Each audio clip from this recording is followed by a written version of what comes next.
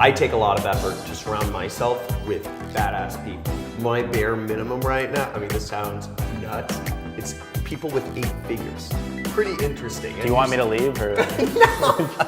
No. But you just taught us about why you became an entrepreneur, told us a bit about how you chose Amazon, like why you chose Amazon, how you pick your area where you're gonna make money. And you're actually gonna go over in this video exactly how to make $10,000 or more per month with Amazon FBA. Yes. So this is your formula right here, huh? For product research it is, Okay. which is the most important aspect of it. And just to refresh people who didn't watch the previous video, if you didn't watch the previous video, go back and watch that before you get here. But basically, the way Amazon FBA works is you choose a product that you like and that you believe is gonna sell well. And then you get it from China and then you send it to Amazon and Amazon sells it for you, they ship it for you, and then they pay you the money. The big trick is how to pick products that are going to make you money. And $10,000 a month is, I think, a good barometer for any good life. So let's get into it. Yeah, so like I said, product research, by far most important aspect. Okay. You choose a bad product, doesn't matter how good your marketing and everything else is, it probably won't sell well. You choose a good product and you suck at everything else, it'll probably still sell well. So first thing we go off of is the sales. So obviously you need sales. So I look for normally 200 plus in sales. Now it can vary on different categories. Sometimes I'll look for higher, but this is the minimum average I want to see. So normally I use a tool called Jungle Scout. It's a little Chrome extension. You click on a certain keyword and it'll pull all the data for the top listings for that keyword. Okay. So I then look at the top products on all those. I'll normally look at the top 10 or top 12, and I want to see at least the majority, probably I say 7 out of 12, meet this criteria of 200 plus in sales. So the 7 out of 12 of the top products in that category. So let's say I'm searching up camping hammocks for that keyword, because Amazon's all about ranking for different keywords. My whole goal is to see where I think I can rank myself for that keyword. So I want to make sure that keyword is getting sales for those products. So when I search that keyword, I want the majority of people to have sales that I think I can get. So if they all have 100, I'm probably not going to be able to come in and get 200 because that's not what the market can hold. But if they all have 500, I might be able to get that. So over 200, we're good. Cool. So that's the demand aspect of it. Now reviews on Amazon are kind of how you gauge competition. Not 100%, but normally, if you see someone with 1,000 reviews versus someone with 10, you're gonna buy the one with 1,000 reviews. It's just feels more professional, more real to the person. A lot of people feel like there's fake reviews on Amazon, so that's why you do wanna have a good amount of reviews, which is a whole different launching strategy, which we might go over later. But I go off of under 75 reviews because I wanna see how many I think I can get. And now a lot of people think, what if I can just get 200 reviews? Can I rank that high? No, it doesn't work exactly like that. But if I see, again, the majority, so 7 of the first 12 listings being under 75 reviews, then I say, okay, that's not too competitive. I can probably go after that product. Now, a small little piece on this is you don't want products that are exactly all the same.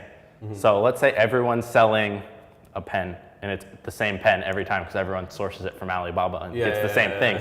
There's no differentiation. So you want to make sure you differentiate yourself.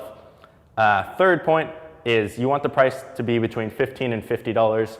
Reason for the 15 is you're just too low of profit if you're not in that range.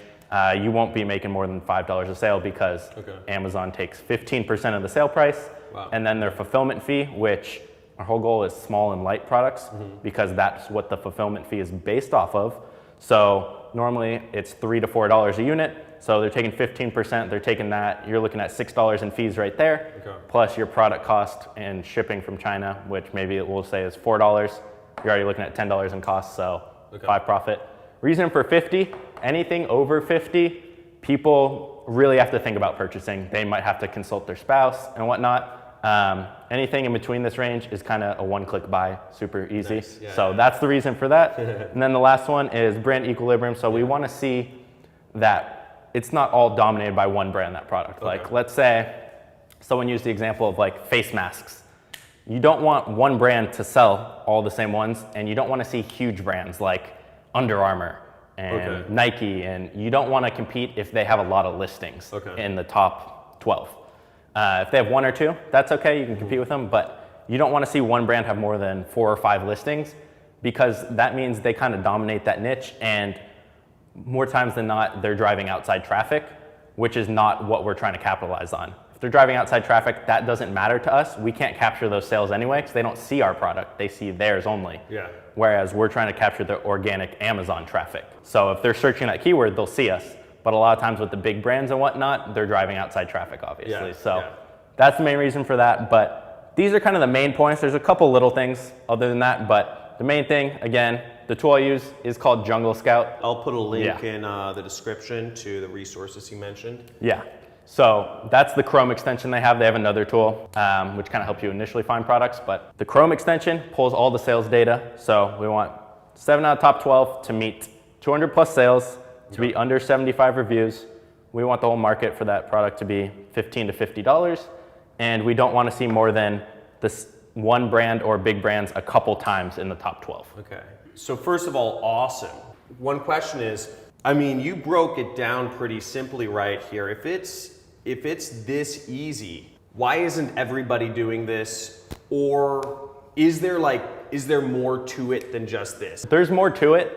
But one of the things is there's not hundreds of products out there that meet this criteria at one point. They go in and out. It's kind of being first to the market with a product, and it'll meet these numbers when it's kind of growing. Example, fidget spinners. I got in on those very, very early. Are you serious? Sold them, and then they died. I don't like going for fads, but that's an example of one. Got super competitive, so when I started, it wasn't. If you look now, thousands of reviews, you can't even rank. So it just takes time to find products. It's not as easy as like, oh, I'm gonna go search for an hour or two to find a product. It can take a couple hours, it can take a couple days, couple weeks. Normal for me is a week or two to find a product. And again, it's always a risk, but there is more to it. And usually just most of these parameters, if you know a little bit what you're doing on choosing the product, you'll be good. Your worst case normally is, oh, okay, maybe I ordered $1,000 worth of product and I sell, instead of aiming for 7 sales a day, maybe I'm hitting 3 or 4.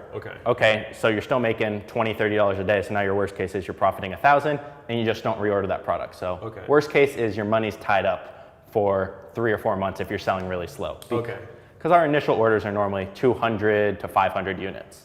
So that's kind of usually your worst case. Now, can you lose money? Yes. If you do advertising and other things and you're not doing it well, you can. Will you? Probably not. That's awesome. You work with some students, don't you? You have like a training program, and I have people out. And what do you help people out with? Because I mean, it seems like it's all laid out here, but what extra stuff do you help people out I have a private Facebook group where I'll help everyone who's in my course, and they'll kind of help each other, because there's people who are brand new, who are in the middle, who are making 30+ thousand a month now. And we'll just all help each other out in there. The main thing is I'll review products they have. So like I said, the little Chrome extension, it's like an Excel sheet of data. They'll screenshot that and I'll analyze it for them and tell them, oh, that product's pretty good, or too competitive, or not enough sales, or brand dominated. So it's when it gets close on these and they want me to review them, I will in that group. So that's badass. The most important aspect. We should actually talk about mentors soon. We should do something on mentors, but one thing I talk to my audience a lot about is just how you are the 5 people you surround yourself with. And if you surround yourself with only people who are employees, only people who are skeptical, only people who get paid an hourly wage or a monthly salary, it's not gonna be much help for you. You're not gonna get out of that, because you're gonna be continually dragged back into that zone, especially if you're not connecting with any other people that are actually driving sweet cars, that are, my buddy's buying a Gulfstream jet, next month, which is really cool. It's 10 to 15 million dollars, right? If you're not surrounding yourself with badass entrepreneurs. So if this is something that is, if you think you want to start an Amazon business, if that's like a direction where you say, okay, this is something I'm ready to do, dude, I would totally encourage you guys to check out this guy's training stuff. Is it all right if I put up some links or something? And basically I'll put up some links to his private groups. I think that's awesome. And I take a lot of effort to surround myself with badass people. My bare minimum right now, I mean, this sounds nuts, it's people with 8 figures. people with 8 or 9 figure businesses or net worths. Pretty interesting. Do you want me to leave or? No. I still hang with all my crew, but you know what I'm saying. Yeah. Like, it's about, for me, it's, you know, leveling up. Awesome stuff, dude. Thank you so much for sharing this. Guys, make sure you leave comments. If you have any questions, put them in the comments right now. Let us know. I'll pull this guy's leg to answer some of them for you guys. Yeah, that's what I'm known for, is quick responses and answering everything. response. So Okay, awesome. I'll be in the comments, don't worry. Awesome. So I'm gonna make sure this guy's in the comments. Give big thumbs up for this. This is freaking simple. I love it.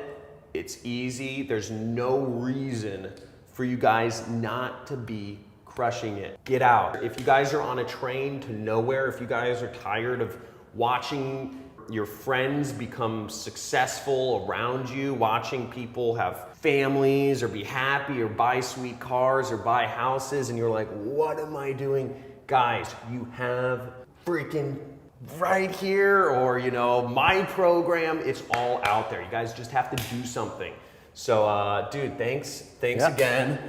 Dude, awesome stuff. And let's do I'll put up a bonus video about mentors. I don't know if you've had any mentors, but we'll go over some of those influences and some of that stuff. So thanks for watching, guys. Subscribe, probably subscribe to my channel, subscribe to this guy's channel, and I will see you guys in the next video, guys. Stay tuned for the one bonus video on mentors.